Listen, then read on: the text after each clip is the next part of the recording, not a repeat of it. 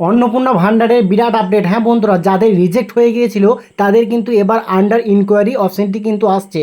তো আপনার যদি আন্ডার ইনকোয়ারি অপশানটি আসে তাহলে জেনে রাখুন আপনাদের কিন্তু এটা নিয়ে তদন্ত চলছে, অর্থাৎ আপনারা কিন্তু অ্যাপ্রুভ অপশানটি পেয়ে যাবেন। অর্থাৎ এবার কিন্তু আপনারা ব্যাংকে 3,000 টাকা সরাসরি পেয়ে যাবেন। তো আন্ডার ইনকোয়ারি মানে আপনার কিন্তু তদন্তাধীন রয়েছে আপনার বিষয়টি বা আপনার অ্যাপ্লিকেশনটি তদন্তাধীন রয়েছে, ঠিক আছে। এরপরে দেখবো এখানে দেখুন অ্যাপ্লিকেশন অ্যাপ্রুভ, অর্থাৎ এখানে যদি অ্যাপ্লিকেশন অ্যাপ্রুভ দেখায় তাহলে আপনারা জেনে রাখুন আপনাদের ব্যাংক অ্যাকাউন্টে কিন্তু টাকা ট্রান্সফার হয়ে গেছে। তো এখানে অ্যাপ্লিকেশন অ্যাপ্রুভ পরিষ্কার কিন্তু লিখে দেওয়া হয়েছে, আপনারা দেখতে পাচ্ছেন অ্যাপ্লিকেশন অ্যাপ্রুভ, অর্থাৎ আপনার অ্যাপ্লিকেশনটি কিন্তু গ্রহণযোগ্য হয়েছে। এরপরে এখানে দেখুন অ্যাপ্লিকেশন রিজেক্টেড, এই অপশানটি কিন্তু অনেকেই রয়েছে অ্যাপ্লিকেশন রিজেক্টেড।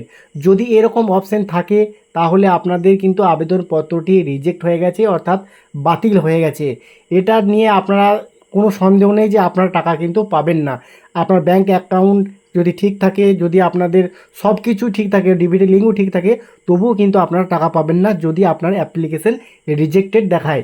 অর্থাৎ এখানে কিন্তু অ্যাপ্লিকেশন রিজেক্টেড দেখাইছে, কিন্তু কী কারণে রিজেক্ট দেখাইছে সেটা রিজনটা কিন্তু এখানে দেয়নি। আশা করছি এই মাসে 10 তারিখের মধ্যে কী কারণে আপনার আবেদনপত্রটি রিজেক্ট হয়েছে সেই অপশানটি কিন্তু এখানে শো হবে, অর্থাৎ এখান থেকে কিন্তু দেখা যাবে আপনাদের কী কারণে আপনার আবেদনপত্রটি রিজেক্ট হয়েছে।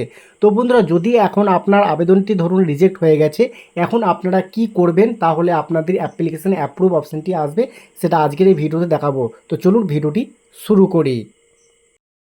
তো বন্ধুরা, এর জন্য আপনারা কি করবেন, আপনাদের মোবাইল থেকে ক্রোম ব্রাউজারটি ওপেন করবেন। ক্রোম ব্রাউজার ওপেন করার পর সার্চ বক্সে আপনারা লিখবেন সোশ্যাল সিকিউরিটি, ঠিক আছে। তো সোশ্যাল সিকিউরিটি লেখার সঙ্গে সঙ্গেই এখানে কিন্তু একটি ওয়েবসাইটের লিঙ্ক কিন্তু চলে আসবে, আমি দেখিয়ে দিচ্ছি এখানে দেখুন। তো এই ওয়েবসাইটে আপনাকে ভিজিট করতে হবে। এই ওয়েবসাইটে ভিজিট করার পর আপনাদের সামনে কিছু অপশান কিন্তু চলে আসবে। এখানে দেখুন citizen and family log in, তার মধ্যেই এখানে রয়েছে, আমি আপনাদের দেখাই। এখানে দেখুন অ্যাক্সেস সিটিজেন পোর্টাল, তো এখানে জাস্ট ক্লিক করবেন।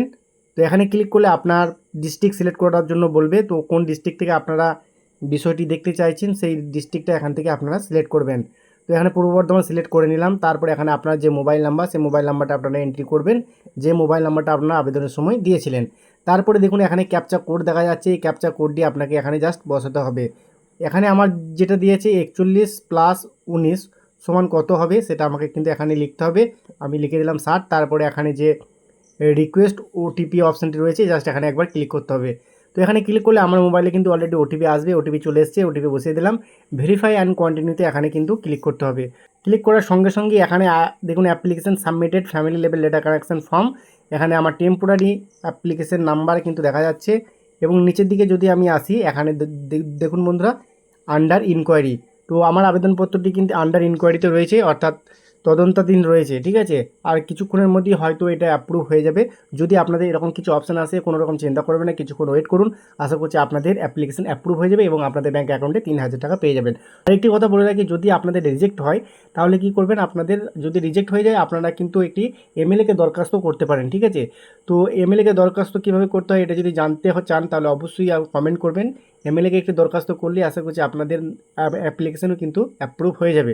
তো এমএলএকে অ্যাপ্লিকেশন করার সময় কিন্তু অবশ্যই কিন্তু আপনার যে অনলাইনে আবেদন করার ফর্মটি সেটা আপনাকে রিসিভ কপি হিসেবে দিতে হবে এবং আপনার আধার কার্ডের জেরক্স কপি দিতে হবে এবং সিগনেচার করে কিন্তু আপনাকে দিতে হবে, অর্থাৎ সেলফ অ্যাটেস্টেড করে কিন্তু আপনাকে জমা দিতে হবে।